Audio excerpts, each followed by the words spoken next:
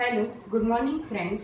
આજે આપણે chapter 1નો next topic જોઈશું, દબાણના ફેરફારની અસર. આપણે લાસ્ટ વિડીયોમાં તાપમાનના ફેરફારની અસર દ્વારા દ્રવ્યની અવસ્થાઓ કેવી રીતે બતાય છે તેના વિશે અભ્યાસ કરેલો. એમાં આપણે ગલનબિંદુ તેમજ ઉત્કલન બિંદુ એનું પ્રવૃત્તિ દ્વારા સમજી ગયેલા. હવે દબાણની શું દ્રવ્યની અવસ્થાઓ બતાવી શકાય છે, એટલે કે આપણે દબાણનો ફેરફાર કરીએ તો દ્રવ્યની અવસ્થાઓ પણ રૂપાંતરિત થતી હોય છે, બરાબર ને. અહીંયા આપણે પ્રવૃત્તિ દ્વારા સમજી લઈએ.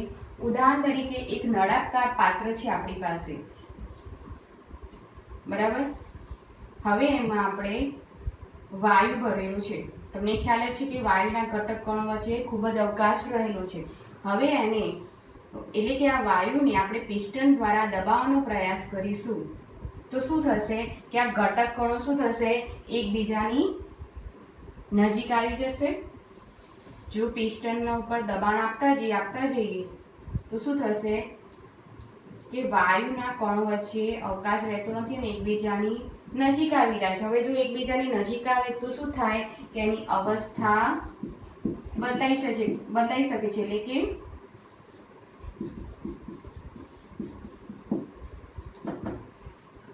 એટલે કે શું થાય કે વાયુનું ફોર્મ હોય અને વાયુની અવસ્થા હોય તો પ્રવાહીમાં થઈ જતું હોય છે. તેને ઘણી વખત ઊંચું દબાણ આપીએ તો શું થાય છે કે ઘનમાં પણ રૂપાંતર થતું હોય છે.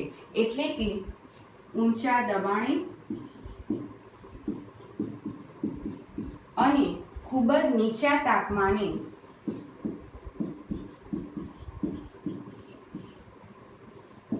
વાયુનું રૂપાંતર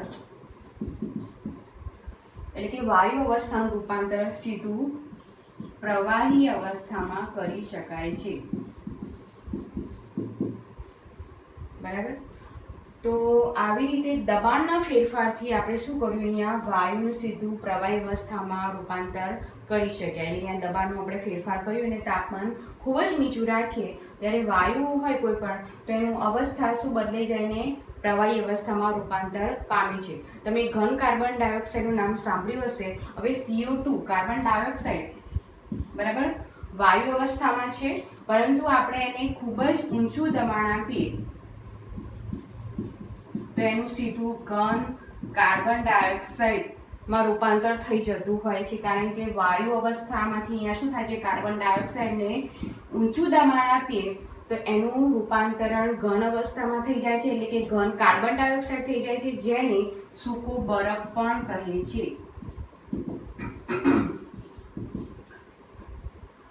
તો તમને કદાચ ખાલી જગ્યામાં પૂછાઈ શકે, ભાઈ સૂકા બરફનું નામ બીજું નામ શું છે, તો ઘન કાર્બન ડાયોક્સાઇડ, બરાબર. આ તમને યાદ રાખવાનું છે.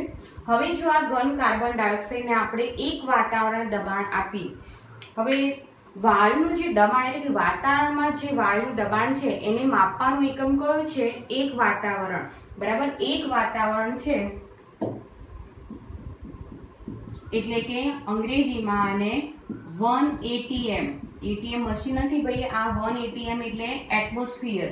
1 atm is equal to 1.01 into 10⁵ pascal.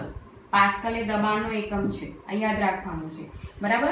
એટલે કે એક વાતાવરણ દબાણ એની આપણે શું છે 1.01 ગુણ્યા 10⁵ પાસ્કલ છે એની સંખ્યા, બરાબર. હવે આ જો ઘન કાર્બન ડાયોક્સાઇડને આપણે એક વાતાવરણ એટલે કે એક વાતાવરણ દબાણ આપીએ તો ઘન કાર્બન ડાયોક્સાઇડનું સીધું પ્રવાહીમાં રૂપાંતર થયા વિના શેમાં રૂપાંતર થઈ જાય છે, પાછું વાયુ અવસ્થામાં રૂપાંતર થાય છે, બરાબર. અહીંયા CO2 વાયુ ફોર્મમાં આવી જશે. ખ્યાલ આવી ગયો. એટલે કે દબાણના ફેરફારથી આપણે દ્રવ્યની અવસ્થાઓ બદલી શકીએ છે. એમાં તમને આ ખ્યાલ હોવો જોઈએ કે ઊંચું દબાણ અને નીચું તાપમાન આપીને વાયુ અવસ્થાનું પ્રવાહીમાં રૂપાંતર થાય છે. એમાં આપણે બીજું જોઈ ગયા કે ઘન કાર્બન ડાયોક્સાઇડ, હવે કાર્બન ડાયોક્સાઇડ વાયુ ફોર્મમાં છે, એનું ઊંચું દબાણ આપીએ એટલે શેમાં રૂપાંતર થઈ જાય છે, પાછું ઘન કાર્બન ડાયોક્સાઇડમાં.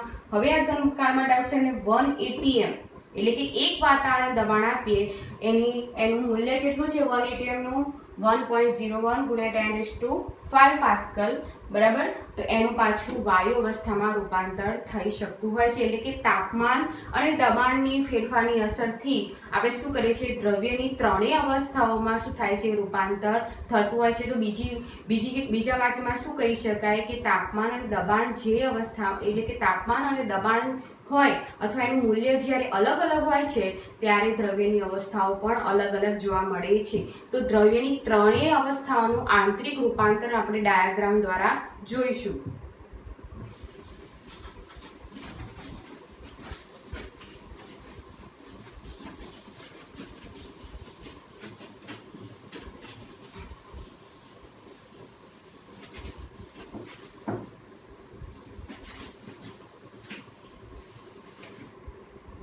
ઓકે, તો પહેલા આપણે ડાયાગ્રામ બનાવી દઈએ. ઘન, પ્રવાહી અવસ્થા અને વાયુ અવસ્થા. બરાબર,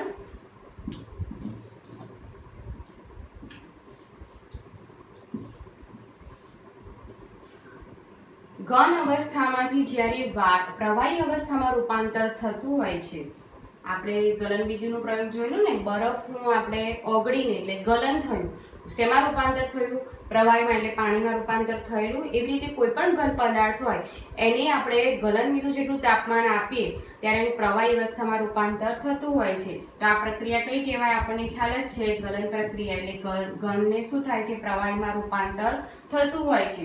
અને પ્રવાહી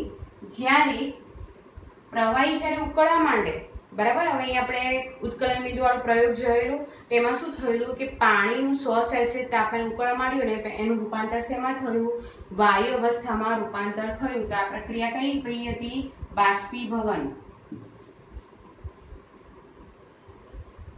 બરાબર ને, એટલે ઘનમાંથી પ્રવાહી જ્યારે અવસ્થા, એટલે એ પ્રક્રિયા કઈ કહેવાશે, ગલન પ્રક્રિયા. પ્રવાહીમાંથી વાયુ અવસ્થામાં બાષ્પીભવન. હવે વાયુનું સીધું ઘનમાં રૂપાંતર થાય અને ઘન પદાર્થનું સીધું વાયુમાં રૂપાંતર થાય એ પ્રક્રિયા કઈ હતી, ઉદ્ધ્વપાતન. આપણને જોઈ ગયેલા, બરાબર ને, કપૂરમ અને એમોનિયમ ક્લોરાઇડ વાળા આપણે જોયેલું પ્રયોગ. એમાં શું થાય છે, ઘન એમોનિયમ ક્લોરાઇડ હોય અથવા ઘન કપૂર હોય, ઘન અવસ્થામાં કપૂર હોય, એને આપણે ઉષ્મા આપીએ છીએ તો સીધું ઘનમાંથી વાયુમાં રૂપાંતર થતું હોય છે. એ પ્રક્રિયા કઈ હતી, ઉદ્ધ્વપાતન. હવે આ રિવર્સ પ્રક્રિયા પણ ઉદ્ધ્વપાતન જ કહેવાશે. બરાબર ને, કારણ કે અહીંયા શું થાય છે, જો આપણે ઘન એમોનિયમ ક્લોરાઇડનું વાયુમાં રૂપાંતર થતું હતું એને આપણે ઠારણ કર્યું. આપણે ગરણીમાં શું કરેલું કે એના ઉપર આપણે રૂ મૂકી દીધેલું અને પાછું ઠંડુ કર્યું તો શેમાં રૂપાંતર થઈ ગયું, રૂપાંતર થઈ જાય છે એનું ઘનમાં પાછું રૂપાંતર થઈ જતું હોય છે. એટલે વાયુનું સીધું ઘનમાં રૂપાંતર થાય છે એ પ્રક્રિયાને પણ શું કહેવાય છે, ઉદ્ધ્વપાતન પ્રક્રિયા કહે છે. તો અહીંયાથી આપણે રિવર્સ પ્રક્રિયા પણ બતાવી શકાય. એવી રીતે પ્રવાહીનું આપણે ઘનમાં રૂપાંતર થાય એ પ્રક્રિયાને કઈ કહેવાશે, ઠારણ પ્રક્રિયા કહે છે. બરાબર, ઠારણ અથવા ઘનીકરણ પણ પ્રક્રિયા કહે છે. પ્રવાહીનું ઘનમાં રૂપાંતર થાય, અહીંયા એરો દ્વારા બતાવ્યું છે. બરાબર, એવી જ રીતે જ્યારે વાયુનું પ્રવાહીમાં રૂપાંતર થાય, કોઈ પદાર્થ જો વાયુ ફોર્મમાં હોય અને પ્રવાહી અવસ્થામાં રૂપાંતર થાય એ પ્રક્રિયાને કઈ પ્રક્રિયા કહેવાય છે, સંઘનન.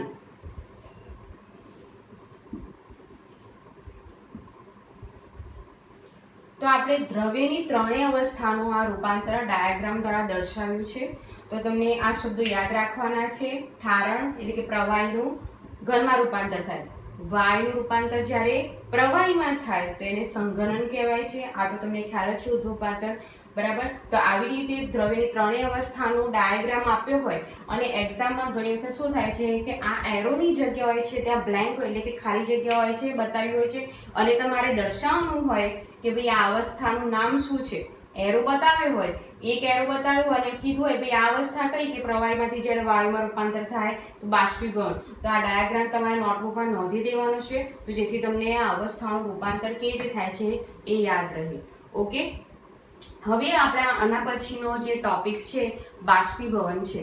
બાષ્પીભવન એટલે શું, આ તો તમને ખ્યાલ, આ શબ્દ તો ખ્યાલ જ હશે કે જ્યારે પ્રવાહીનું શું એમાં રૂપાંતર થઈ જાય, વાયુમાં રૂપાંતર થાય અને બાષ્પીભવન કહે છે.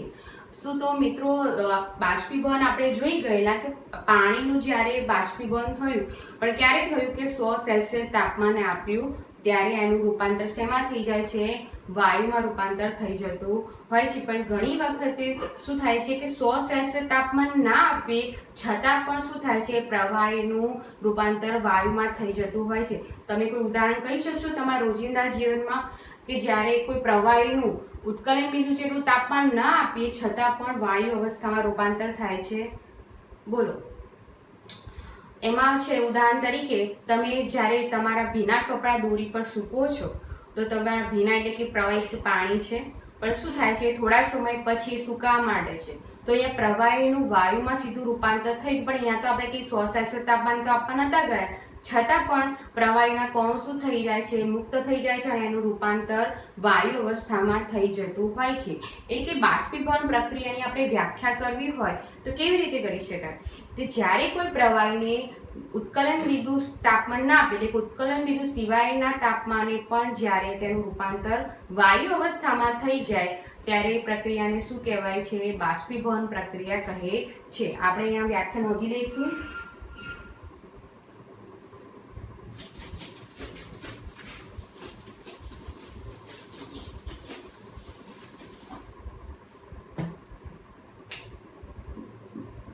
બાષ્પીભવન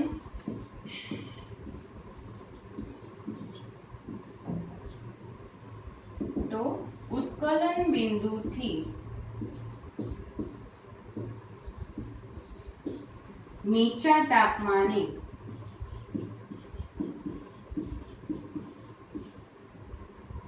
જ્યારે પ્રવાહીનું વાયુ અવસ્થામાં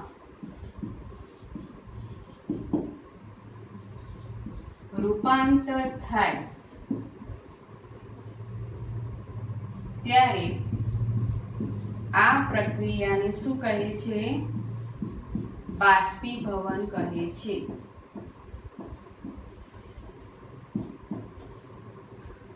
તો અહીંયા જ્યારે આપણે ભીના કપડાં તમે ખુલ્લા વાતાવરણમાં સૂકવો છો તો અહીંયા શું થાય છે કે કપડા પર રહેલા કે પ્રવાહીના કણો છે એ શું થાય છે કે વાતાવરણના સંપર્કમાં આવે છે અને ગતિ ઉર્જા પ્રાપ્ત કરે છે. તમને આપણે જોઈએ ગયેલા કે કોઈ દ્રવ્યની ત્રણેય અવસ્થાઓ કોઈ ચોક્કસ તાપમાને શું થાય છે, ગતિ ઉર્જા ધારણ કરે છે. તો અહીંયા ભીના કપડામાં રહેલા પ્રવાહીના કણો શું થાય છે કે ગતિ ઉર્જા પ્રાપ્ત કરે છે અને પોતાની અવસ્થામાંથી એટલે ઘટક કણોમાંથી છૂટા પડે છે અને શું થાય છે, વાયુ અવસ્થામાં એનું રૂપાંતર થતું હોય છે. તો આ બાષ્પીભવનની થઈ ગઈ વ્યાખ્યા, બરાબર. હવે બાષ્પીભવનને અસર કરતા પરિબળો કયા છે એ આપણે જોઈશું. બાષ્પીભવનની અસર કરતા પરિબળો સમજતા પહેલા એક પ્રવૃત્તિ જોઈ લઈએ. ઉદાહરણ તરીકે તમે એક કસનળી લો એટલે ટેસ્ટ ટ્યુબ લો અને બીજું આપણે રકાબી લઈ લઈએ અથવા કે ખુલ્લી ડીશ લઈ લઈએ. હવે બંનેમાં આપણે 5-5 ml પાણી ભરવાનું છે. હવે આ બંને એટલે કે કસનળી અને ડીશને બારી આગળ અથવા પંખા નીચે તમારી મૂકવાની છે અને એક આપણે ડીશમાં પાણી મૂકીશું અને એને ક્યાં મૂકી દઈશું કે રૂમના ખૂણામાં મૂકી દઈશું. તો એ તમારે હવે કહેવાનું છે અથવા જોવાનું છે. આ પ્રવૃત્તિ તમે ઘરે પણ કરી શકો છો કે થોડા સમય પછી શું થશે કે એમાંથી પ્રવાહીનું કદ ઘટવા લાગશે, એટલે કે પાણીનું કદ ઘટવા લાગશે. પરંતુ ત્રણેય પાત્રમાંથી કોનું કદ સૌથી પહેલા ઘટશે, બરાબર? તો કોનું પહેલા કદ ઘટશે? આપણે કસનળીનું નહીં ઘટે, પરંતુ શું થશે કે જે આપણે રકાબીમાં પાણી રાખ્યું છે એમાં પાણી જલ્દી એટલે કે બાષ્પીભવન એનું ઝડપથી થતું હોય છે. કેમ? તો કોઈ તમે એવું કહેશો કે મેડમ કે કસનળી હોય છે એનું ક્ષેત્રફળ કેવું છે, ટૂંકું છે, બરાબર ને? કસનળીનું મોઢું આટલું નાનું હોય છે મુખ, જ્યારે રકાબી હોય છે એનું ક્ષેત્રફળ કેવું હોય છે, ખુલ્લું, એટલે સીધું વાતાવરણના સંપર્કમાં હોય છે, બરાબર. એટલે એમાં શું થાય છે, પ્રવાહીના કણો ઝડપથી ઉડી જતા હોય છે અને બાષ્પીભવનનો દર પણ વધુ હોય છે. હવે એની જગ્યાએ આપણે જે ખૂણામાં રાખેલી રૂમમાં જે ખૂણામાં રાખેલી રકાબી એમાં શું થશે કે બાષ્પીભવન તો થશે, પરંતુ જે આપણે બારી આગળ રાખી છે, બરાબર, એ ડીશ કરતા એમાં બાષ્પીભવનનો દર ઓછો હોય છે, એટલે કે બાષ્પીભવનને અસર કરતા પરિબળોમાં તાપમાન પણ આવે અને ક્ષેત્રફળ પણ આવતું હોય છે. આ સિવાય પણ અન્ય પરિબળો આપણે સમજીશું. તો પહેલું જે છે કે સપાટીનું ક્ષેત્રફળ વધે ત્યારે બાષ્પીભવનનો દર પણ વધતો હોય છે. બરાબર, આપણે જોઈ ગયા ને પ્રવૃત્તિમાં જેમ ક્ષેત્રફળ વધે એમ પ્રવાહી જ્યારે કોઈ ભર્યું હોય અને ક્ષેત્રફળ વધુ હોય તો શું થાય છે કે એના બાષ્પીભવનનો દર વધતો હોય છે, કારણ કે બાષ્પીભવનની પ્રક્રિયા છે એ સંપર્ક સપાટી પર થતી પ્રક્રિયા છે. બરાબર ને? હવે સંપર્ક સપાટી પર થતી પ્રક્રિયા છે તો અહીંયા શું થાય છે કે પ્રવાહી જે હોય છે વાતાવરણમાં રહેલા તાપમાનને કારણે પોતાની શું થાય છે ગતિ ઉર્જા પ્રાપ્ત કરે છે, અને ગતિ ઉર્જા મેળવવાના કારણે શું થાય છે પ્રવાહીના કણો ઝડપથી વરાળમાં રૂપાંતર પામતા હોય છે, અને બાકી રહેલા પ્રવાહી એટલે પ્રવાહી જે પાત્રમાં અથવા જે તે પાત્રમાં મૂકેલું હોય એ બાકી રહેલા પ્રવાહીના કણો પણ શું કરે છે ઉર્જા પ્રાપ્ત કરવા માટે પોતે પણ શું થાય છે વરાળમાં રૂપાંતર પામતા હોય છે. એટલે કે સપાટીનું ક્ષેત્રફળ વધવાથી બાષ્પીભવનનો દર પણ વધે છે. બીજો મુદ્દો છે કે તાપમાનનો વધારો. આપણે જો કસનળી અને આપણે રકાબી રાખેલી બરાબર પાણી, એને જો આપણે સૂર્ય એટલે કે તાપ જ્યાં આવતો હોય તડકો આવતો હોય ત્યાં મૂકીશું તો બાષ્પીભવનનો દર પણ વધે છે. તો આપણે જોઈ ગયેલા જેમ તાપમાન વધે એમ દ્રવ્યની અવસ્થાઓ ઝડપથી ગતિ ઉર્જા પ્રાપ્ત કરતા હોય છે, ઘન હોય, વાયુ હોય કે પ્રવાહી હોય. બરાબર, તો અહીંયા જ્યારે પ્રવાહીના કણો વધુ તાપમાન મેળવે એટલે ગતિ ઉર્જા પ્રાપ્ત કરે છે અને વાયુમાં રૂપાંતર પામતા હોય છે અને પોતાની અવસ્થામાંથી મુક્ત થતા હોય છે. એટલે કે પ્રવાહીમાં શેમાં પાછળ રૂપાંતર થયા છે વરાળમાં રૂપાંતર પામી જમતા હોય છે. એટલે કે બાષ્પીભવનનો દર એટલે કે તાપમાન વધે તેમ બાષ્પીભવનનો દર પણ ઝડપથી વધે છે. નેક્સ્ટ મુદ્દો છે કે ભેજની માત્રા. ભેજની માત્રા એટલે કે વાતાવરણમાં જે રહેલા પાણીના કણો છે બાષ્પના કણો એને શું કહેવાય છે ભેજ કહેતા હોય છે. તો દરેક સિઝનમાં આપણે ભેજની માત્રા અલગ અલગ હોય છે. શિયાળામાં ભેજનું પ્રમાણ અલગ હોય, ઉનાળામાં પ્રમાણ અલગ હોય છે, ચોમાસામાં પાછું વિશિષ્ટ ભેજનું પ્રમાણ જોવા મળે છે. બરાબર, તો ભેજની માત્રા પણ બાષ્પીભવન પર અસર કરે છે. ઉદાહરણ દ્વારા સમજીએ કે તમે જ્યારે ચોમાસાની સિઝન હોય એ વખતે તમારા ભીના કપડાં તમે સૂકવો છો બરાબર, તો એ વખતે ઝડપથી સુકાતા નથી. આવું કેમ થયું? કારણ કે વાતાવરણમાં ઓલરેડી ભેજનું પ્રમાણ છે, એટલે કે પાણીના બાષ્પના કણો હોવાથી તમારા ભીના કપડામાં રહેલું જે પાણી છે ઝડપથી શું કરે છે ઉષ્મા પ્રાપ્ત કરી શકતું નથી. તાપમાન નીચું હોય છે અને ભેજનું પ્રમાણ વધુ હોય છે એટલે પ્રવાહીના કણો વરાળમાં રૂપાંતર પામી શકતા નથી. એટલે શું થાય છે બાષ્પીભવનનો દર ધીમો હોય છે. એટલે કે ભેજની માત્રા પણ બાષ્પીભવનને અસર કરી શકે છે. ઓકે, નેક્સ્ટ છે કે પવનની ઝડપમાં વધારો. જેમ પવનની ગતિ વધારે હોય એમ બાષ્પીભવનનો દર પણ વધુ હોય છે. આ જો આપણે ઉદાહરણ કન્ટિન્યુઅસ કરીએ કે ભીના કપડાં જ્યારે મૂક્યા હોય અને પવનની ગતિ ખૂબ જ હોય તો શું થાય છે કપડાં સુકાવાનો દર એટલે કપડાં ઝડપથી સુકાઈ જતા હોય છે, કારણ કે અહીંયા પવન જ્યારે ગતિ કરતો હોય છે એ વખતે પવનના કણો સાથે પણ પ્રવાહીના કણો પોતે શું કરે છે ગતિ કરવા લાગે છે અને પોતાનું સ્થાન છોડવા લાગે છે. એટલા માટે પ્રવાહીઓમાંથી વરાળમાં રૂપાંતર પામી જમતા હોય છે. એટલા માટે પવનની ઝડપ જેમ વધુ હોય એમ બાષ્પીભવનનો દર પણ વધુ હોય છે. તો તમને મિત્રો ક્વેશ્ચન પૂછે કે બાષ્પીભવનને અસર કરતા પરિબળો સમજાવો. આ ચારે મુદ્દા તમને ઉદાહરણ દ્વારા સમજાવી શકો છો. બરાબર, આ ચારે મુદ્દા આપણે યાદ રાખવાના છે. ઓકે, બાષ્પીભવનને લગતો જે નવો બીજો મુદ્દો છે કે બાષ્પીભવનના કારણે શું ઠંડક ઉદ્ભવે છે. બાષ્પીભવનના કારણે ઠંડક ઉદ્ભવી શકે. આપણે ચલો ઉદાહરણ 2 જોઈ લઈએ કે અત્યારે આપણે ઉનાળાની સિઝન ચાલે છે તો ગરમીના દિવસોમાં લોકો શું કરતા હોય છે કે સાંજ દરમિયાન પાણી ઘરની આજુબાજુની જગ્યા હોય ત્યાં પાણીનો છંટકાવ કરતા હોય છે, અથવા ટેરેસ ઉપર શું કરે છે પાણી ઢોળતા હોય એટલે છંટકાવ કરતા હોય છે, અને થોડી વાર પછી આપણે ત્યાં બેસીએ તો ઠંડકનો અનુભવ થતો હોય છે. તો આવું કેમ થયું? બરાબર, હવે બીજું ઉદાહરણ જોઈએ કે આપણે નેલ રિમૂવર એટલે કે જે નેલ પોલિશને આપણે નેલ રિમૂવર દ્વારા દૂર કરતા હોઈએ છીએ, એટલે કે એસિટોન છે એકચ્યુઅલી પ્રવાહીનું નામ. હવે એસિટોન જ્યારે તમે નખ ઉપર લગાવો છો તો એ વખતે તમારે શું થાય છે ચામડી ઉપર ઠંડકનો અનુભવ થતો હોય છે. આ બંને ઉદાહરણોમાં બાષ્પીભવનની પ્રક્રિયા થતી હોય છે. હવે ગરમીના દિવસોમાં જ્યારે તમે પાણીનો છંટકાવ કરો છો એ વખતે પાણી જ્યારે તમે છાંટો છો એટલે એ જગ્યા પર જે તાપમાન વધેલું હોય છે તાપમાનને શું કરે છે ગ્રહણ કરે છે, ઉષ્માને ગ્રહણ કરે છે. બરાબર ને, અને શું કરે છે પ્રવાહીના કણો ઉષ્મા ગ્રહણ કરવાથી ગતિ ઉર્જા પ્રાપ્ત કરે છે અને પોતે બાષ્પમાં રૂપાંતર એટલે કે વરાળમાં રૂપાંતર થઈ જતા હોય છે. હવે આ ઉષ્મા ગ્રહણ થઈ એટલે તમે જ્યારે જગ્યા પર થોડા સમય પછી બેસો એટલે તમને શું થાય, ઠંડકનો અનુભવ થતો હોય છે. એવી જ રીતે જ્યારે તમે એસીટોન નખ ઉપર લગાવો છો અથવા ચામડી ઉપર લગાવો છો તો એસીટોન શું કરે છે, શરીરની ગરમી જે હોય છે એને શોષી કાઢે છે. એની જે તાપમાન હોય એને શું કરે, શોષે છે અને પોતે શું થાય છે, એટલે કે પ્રવાહીમાંથી સીધું વરાળમાં રૂપાંતર થાય છે અને પોતાની સાથે ઉષ્મા પણ ગ્રહણ કરવાથી જે તે આપણે ચામડી પર લગાવીએ ત્યાં આપણે ઠંડકનો અનુભવ થતો હોય છે. બરાબર, એટલે કે બાષ્પીઓના કારણે ઠંડક આપણે અનુભવી શકાય છે. હવે ઉનાળાના દિવસોમાં તમને મોટે ભાગે બધા કહેતા હોય છે કે સુતરાઉ કપડાં અથવા કોટનના કપડાં પહેરો. કેમ આવું, કે જ્યારે તમે એટલે કોટનના કપડાં પહેરો છો, હવે કોટનના કપડાં શું કરે કે પાણીને જલ્દી અવશોષી શકતા હોય છે. હવે ગરમીના દિવસોમાં આપણે પરસેવો વધારે થતો હોય છે. બરાબર, હવે જ્યારે આપણે કોટનના કપડાં પહેરીએ એટલે શું થાય છે, એ પાણી એટલે પરસેવાને શોષી કાઢે છે અને જ્યારે પરસેવાને શું થાય, હવે આસપાસના વાતાવરણમાં રહેલું જે તાપમાન છે એના કારણે પરસેવો શું થાય છે, એ જે પરસેવામાં રહેલું પાણી હોય છે એ શું થાય છે, ઉષ્મા ઉર્જા પ્રાપ્ત કરે છે અને પોતે શું કરે છે, ગતિ ઉર્જા પ્રાપ્ત કરવાથી શેમાં રૂપાંતર થઈ જાય છે, વરાળમાં રૂપાંતર થઈ જતું હોય છે અને ધીમે ધીમે બાષ્પીભવનનો દર વધતો હોવાથી શું થાય છે, આપણને ઠંડક અનુભવી શકાય છે. એટલા માટે ગરમીના દિવસોમાં આપણને કોટનના કપડાં પહેરવાનું કહેવામાં આવતું હોય છે. બરાબર ને. હવે આપણે જે બીજું ઉદાહરણ તમારા ટેક્સ્ટ બુકમાં આપ્યું છે કે જ્યારે આપણે ફ્રીજમાંથી ઠંડા પાણીની બોટલ કાઢી અને ગ્લાસના પાત્ર એટલે કે ગ્લાસમાં પાણી આપણે એડ કરીએ તો શું થાય છે, થોડીક જ સેકન્ડમાં જે ગ્લાસ હોય એની સપાટી પર આસપાસ તમને પાણીના ટીપા જામેલા જોવા મળતા હોય છે. તો આવું કેમ થયું? કારણ કે અહીંયા શું થાય છે કે જ્યારે આપણે ઠંડુ પાણી ગ્લાસમાં ભરીએ છીએ, હવે વાતાવરણમાં તો ભેજનું પ્રમાણ રહેલું છે. હવે આ પાણીના એટલે કે ભેજમાં રહેલા જે પાણીના કણો છે એ ઠંડા ગ્લાસના સપાટીના સંપર્કમાં આવે છે અને પોતે શું થાય છે, હવે ઠંડી પ્રાપ્ત એટલે કે એનું તાપમાન ઘટી જાય છે. હવે ઠંડા પાણીના સંપર્કમાં આવે સપાટીમાં એટલે પોતે શું કરે છે, પોતાની ઉષ્મા ઉર્જા થોડી ગુમાવે છે અને તરત પાછું શેમાં રૂપાંતર થાય છે કે ભેજનું એટલે કે વરાળના જે બાષ્પના કણો છે પાછું રિવર્સ પ્રક્રિયા થાય છે. અહીંયા શું થાય છે, પાણીના સ્વરૂપમાં જામી જમતા હોય છે. બરાબર ને.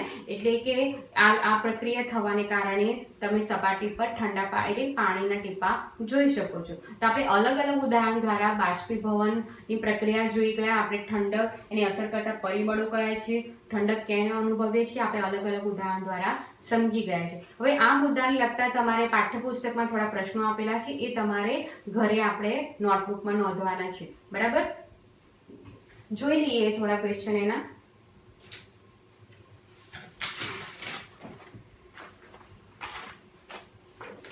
ઓકે, એમાં પ્રથમ પ્રશ્ન છે કે ગરમ તેમજ સૂકા દિવસોમાં કુલર વધુ ઠંડક આપે છે. આ પ્રશ્નનો જવાબ તમારે લખવાનો છે.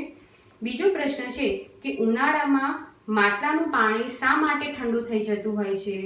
બરાબર. ત્રીજો પ્રશ્ન છે કે એસીટોન આપણી હથેળી પર મૂકવાથી હથેળીમાં ઠંડકનો અનુભવ થાય છે, કારણ સમજાવો. બરાબર.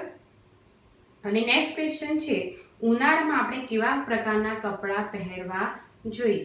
તો આ આપણે અલગ અલગ ઉદાહરણ દ્વારા સમજી ગયા છે. તમે આનો જવાબ આપી શકશો.